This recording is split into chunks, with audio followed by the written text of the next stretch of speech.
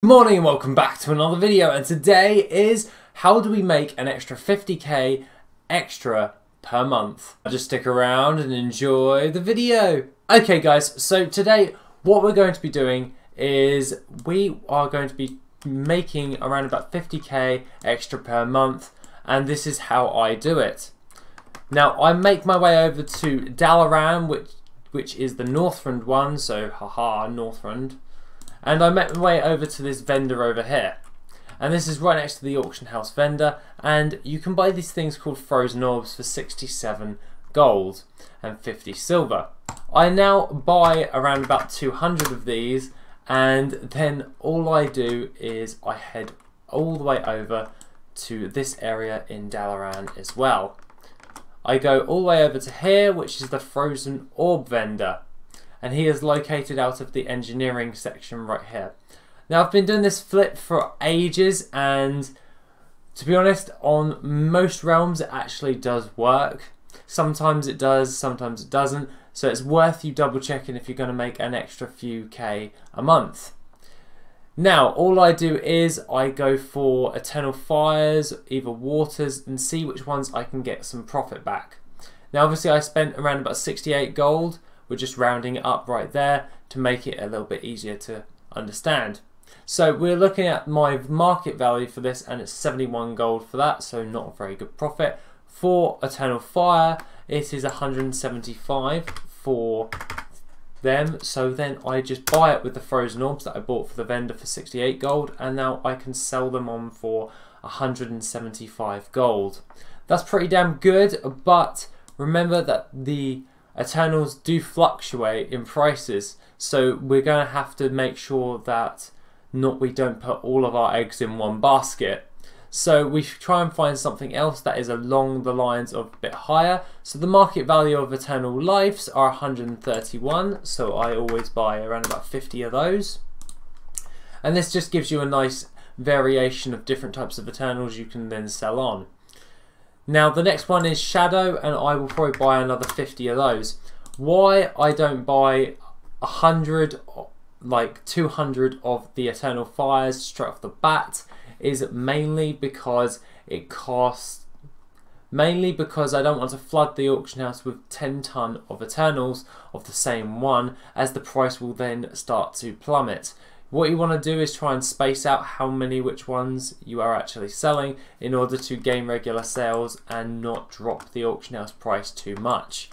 This is very easily done, and once your other Eternals have been sold, you can then go buy some more, sell them on the auction house. You don't want to completely flood the auction house with like 2,000 Eternal Fires and then hope that they all sell. You're probably going to lose money on the 20% auction house cut.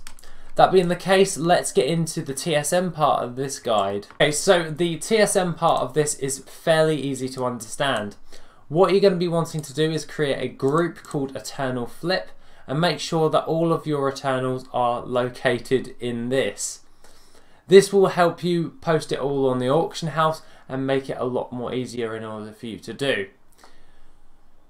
Then what you're going to be wanting to do is head all the way over to your operations and go into your Eternal Flip auctioning operation, which then you will create it by pressing this button right here, and it will just create a new operation. Obviously I don't want a new operation. We then go into match stack size, we'll click yes for that one, and we'll link this group management with the Eternal Flip group in this operation.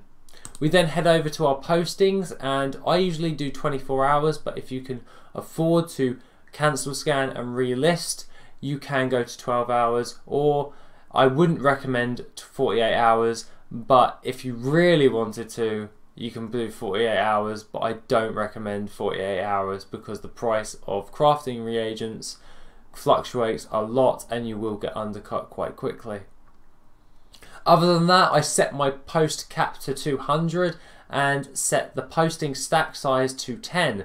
This is because I want to put like 10, I want to put a stack of 10 of these Eternals on the auction house, and because I find that stacks of 10 sell faster than just bulking them out into like a stack of 200 and try and selling those.